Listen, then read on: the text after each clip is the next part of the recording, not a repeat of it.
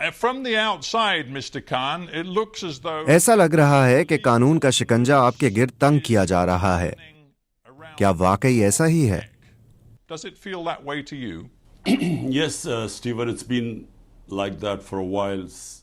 جی ہاں اسٹیفن، جب سے مجھے اقتدار سے ہٹایا گیا تقریباً 14 سے 15 ماہ پہلے تو اسٹیبلشمنٹ سمجھتی تھی کہ پارٹی ختم ہو جائے گی، اور عموماً ایسا ہوتا بھی ہے کہ جب آپ اقتدار میں نہیں رہتے تو آپ کی مقبولیت کم ہو جاتی ہے. لیکن اس کے بالکل برعکس پارٹی کی مقبولیت پہلے سے بھی زیادہ بڑھ گئی، اور یہ پاکستان میں بہت غیر معمولی بات تھی. جب ضمنی انتخابات ہوئے تو میری جماعت نے 37 میں سے 30 ضمنی انتخابات میں کامیابی حاصل کی، باوجود اس کے کہ اسٹیبلشمنٹ حکومت میں موجود جماعتوں کی پشت پناہی کر رہی تھی. تو جب یہ مجھے گیم سے ناک آؤٹ کرنے میں ناکام ہو گئے تو مجھ پر 2 بار قاتلانہ حملے بھی ہوئے، اور اس کے علاوہ اب تک مجھ پر کیے گئے مقدمات کی تعداد 200 کے قریب ہو گئی ہے، اور میں ڈبل سینچری بنانے کے قریب ہوں. اور یہ تمام کوششیں اس لیے ہیں کہ یہ مجھے جیل میں ڈال سکیں یا مجھے نااہل کروا سکیں، یا میرے خلاف یہ دونوں کام کر سکیں. And the whole attempt is to either imprison me or disqualify me, or both. Yeah, you talk about being knocked out of the game. آپ گیم سے باہر کیے جانے کی بات کر رہے ہیں، اور آپ کے خلاف تقریباً 200 کیسز ہیں، جن میں سے ایک آفیشل گفٹس کے غلط استعمال، اس کے علاوہ توہین الیکشن کمیشن کا کیس، اس کے علاوہ بغاوت، بلاسفیمی، اور یہاں تک کہ ایک قتل کے مقدمے میں بھی آپ نامزد ہیں. But then there are others which include, as I understand it, sedition, blasphemy, and one case which even alleges you were involved. تو یہ بہت پیچیدہ اور مشکل صورتحال ہے، اور اگر دیکھا جائے تو آپ کے پاس تو کسی اور چیز کا وقت بھی نہیں. You don't have time for anything else. Well, you forgot to mention there are about 60 or 70. آپ یہ بتانا بھول گئے کہ میرے اوپر تقریباً 60 سے 70 دہشت گردی کے مقدمات بھی ہیں. میرا تمام وقت ایک عدالت سے دوسری عدالت کے چکر کاٹنے میں گزر جاتا ہے. 2 مہینے کے دوران میں نے 335 عدالتی پیشیاں بھگتی ہیں، اور میری قانونی ٹیم بھی ایک کے بعد ایک کیس میں میرے دفاع میں مصروف رہتی ہیں. لیکن بات یہ ہے کہ یہ تمام بوگس اور جعلی کیسز ہیں، اور ان میں سے کچھ نہیں نکلنا. اور اب یہ فوجی عدالتوں کی تیاری کر چکے ہیں، اور اب یہ معاملہ سپریم کورٹ میں ہے کہ وہ فوجی عدالتوں کے لیے اجازت دیتی ہے کہ نہیں، اور ان فوجی عدالتوں کے قیام کا مقصد ہی مجھے سزا دلوانا ہے. And the objective of the military court is that there I certainly will be sentenced. Would you accept that? کیا آپ یہ قبول کریں گے کہ آپ نے ماضی قریب میں کئی سنگین غلطیاں کی ہیں؟ شاید ان میں سے سب سے سنگین غلطی پچھلے سال آپ کے اقتدار سے بے دخل ہونے کے بعد ایک خاص ماحول کو بڑھاوا دینا تھا. وہ ماحول جس میں آپ نے فوج کے خلاف دشمنی کی حوصلہ افزائی کی، In which you encouraged hostility. اور جب آپ کو اس سال مئی میں گرفتار کیا گیا تو آپ کے حامیوں نے فوری طور پر پرتشدد مظاہرے کیے اور سڑکوں پر نکل کر فوجی اہداف اور ایک سینئر جنرل کے گھر کو نشانہ بنایا. Took to the streets in violent protest, which included violence directed against military targets, including کیا وہ آپ کے لوگ نہیں تھے جو آپ کی بیان بازی کے نتیجے میں ایسا کر رہے تھے؟ people responding to your rhetoric. Well, Stephen, let me just answer this one by one. Number one. ٹھیک ہے اسٹیفن، مجھے صرف ایک ایک کر کے جواب دینے دیں. نمبر 1، میرے 27 برس کی سیاست میں کیا میں نے کبھی کسی کو تشدد کرنے کو کہا ہے؟ کبھی نہیں. ہمارے تمام احتجاج آئین کے اندر رہتے ہوئے پرامن رہے ہیں. احتجاج کی اجازت تو ہمیں آئین نے دی ہے.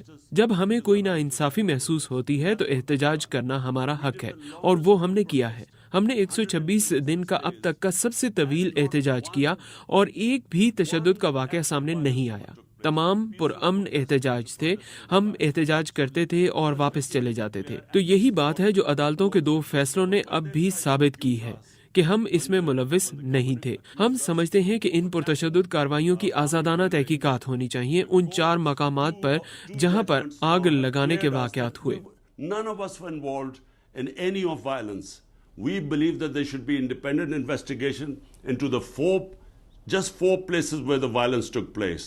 But hang And on, instead did they you put- not think for a moment, knowing क्या आपने एक लम्हे के लिए भी ये नहीं सोचा कि आपने इस तमाम अरसे में गैर जिम्मेदारी का मुजाहरा किया और इस दौरान फौज पर कठपुतली हुकूमत को लाने, हुकूमत को गिराने, बगावत का आगाज करने, पाकिस्तान पर कब्जा करने और जमहूरियत को मुकम्मल तौर पर कमजोर करने के इल्जामात आयद किए?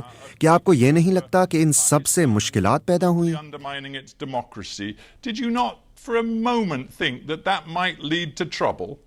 So, Stephen, what you're saying is that I should not tell what was the truth? तो स्टीफन, आप जो कह रहे हैं वो ये है कि मुझे ये नहीं बताना चाहिए था कि सच क्या था। सब जानते हैं कि पाकिस्तान में क्या हुआ।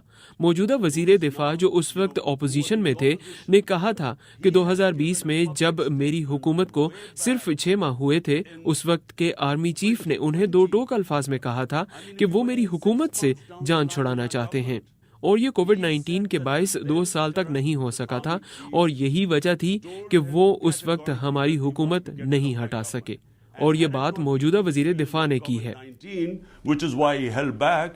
That's the only reason he didn't remove our government.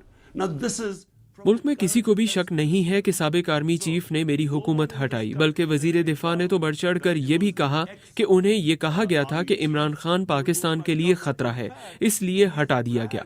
यही सच है। he thought Imran Khan was dangerous for Pakistan. That's why he removed me. So this is just a fact. Well, no one. I talked about karma. Yeah, I talked about karma before. The truth is, you rode. मैंने पहले कारमा के बारे में बात की थी। सच तो यह है कि आप फौजी हिमायत का सहारा लेकर इक्तदार में आए।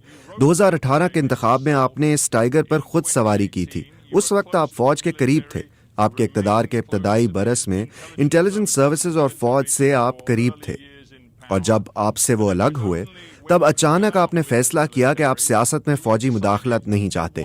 ये तो खुली मुनाफकत है। Military meddling in politics. Again, it's hypocrisy. फौज के एक तर्जुमान ने कहा था कि इमरान खान सबसे बड़े मुनाफिक हैं। The biggest hypocrite. My party.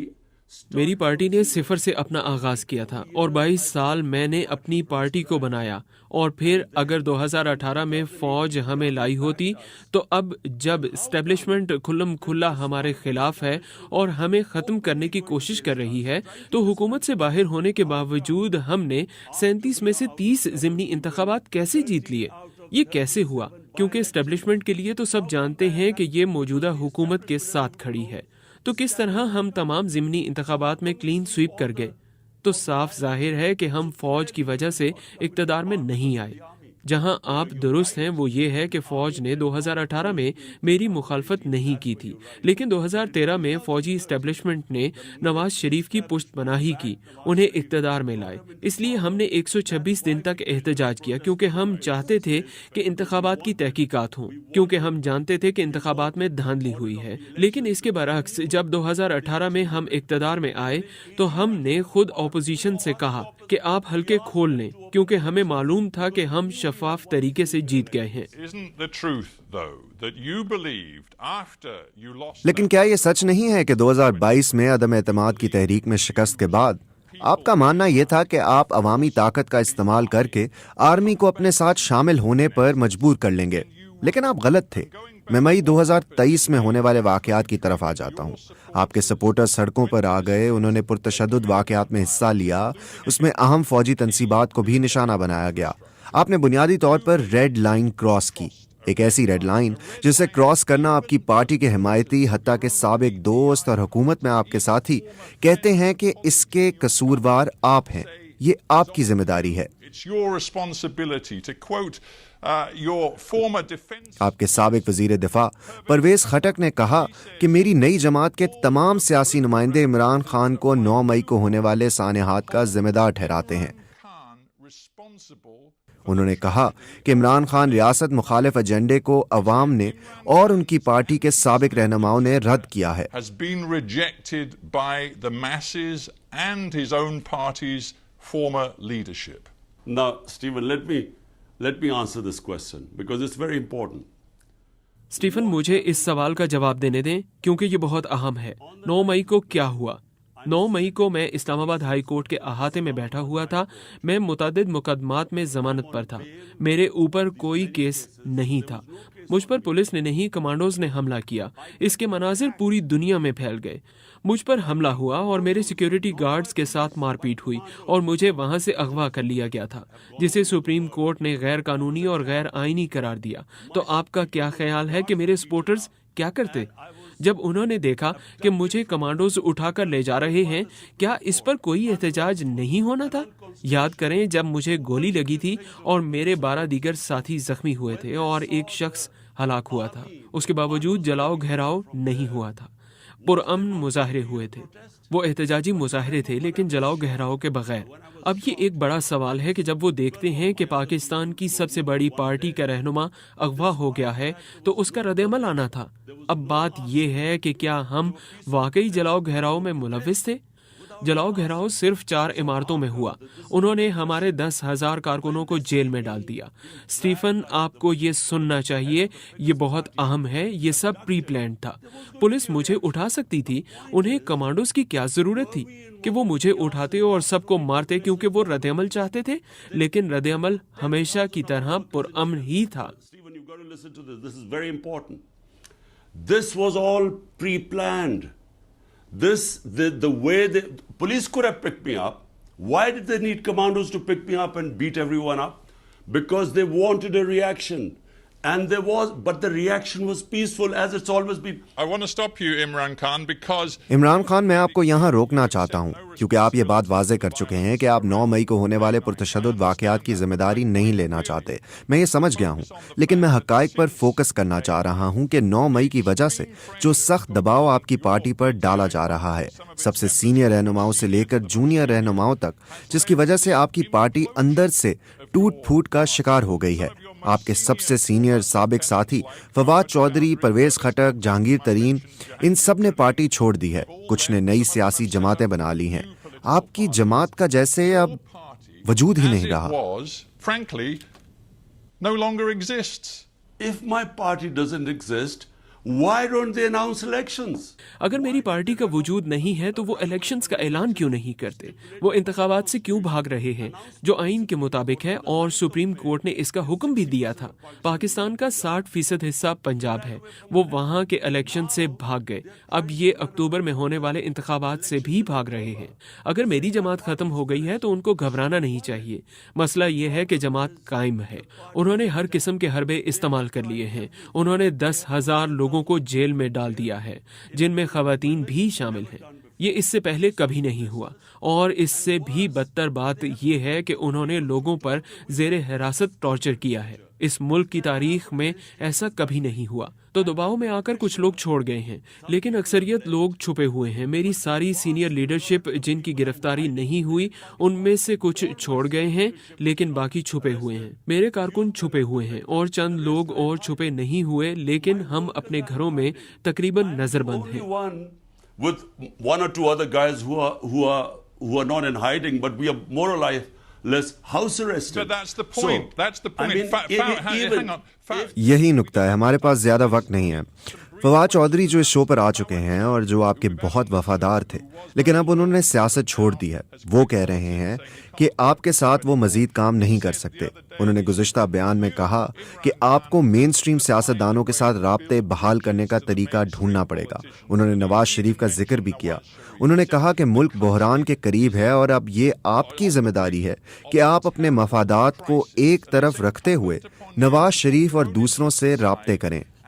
क्या आप ऐसा करने के लिए तैयार हैं? And others. Are you prepared to do that? the fact that the country is on the brink of a major disaster. ये हकीकत है कि मुल्क एक बड़े बहरान के करीब है। हम वाकई तारीख दौर की जानिब बढ़ रहे हैं, क्योंकि बुनियादी तौर पर इस वक्त पाकिस्तान में गैर एलानिया मार्शल लॉ लगा हुआ है। गुज़श्ता 20 बरस में मुल्क जमहूरी निज़ाम की तरफ चलने लगा था, लेकिन एकदम से ऐसा नहीं रहा। कोई ऐसा मीडिया नहीं जो आज़ाद हो, और वो अदलिया को अपने काबू में लाने की कोशिश कर रहे हैं। तो हम तारीख दौर की जानिब जा रहे हैं। लेकिन इसका हल क्या है? क्या हल ये है कि इन लोगों से हाथ मिला लिया जाए जिन्होंने इस मुल्क को 30 बरस तक लूटा? मैं सियासत में इसलिए नहीं आया آیا تھا کیونکہ دو خاندانوں نے ہمارے ملک کو معاشی طور پر برباد کیا تھا. میں اس لیے آیا تھا کیونکہ میں طاقتور لوگوں کو قانون کے گھیرے میں لانا چاہتا تھا. اسی وجہ سے میری پارٹی کا نام تحریک انصاف ہے. اور کیا اب مجھے ان لوگوں کے ساتھ شامل ہو جانا چاہیے جو اس ملک میں قانون کی حکمرانی کو تباہ کرنے کے ذمہ دار ہیں؟ کیوں؟ تاکہ مجھے اقتدار ملے؟ اس سے بہتر ہے کہ میں اپوزیشن میں ہی رہوں. What for? To come into power? I'd rather not come into power.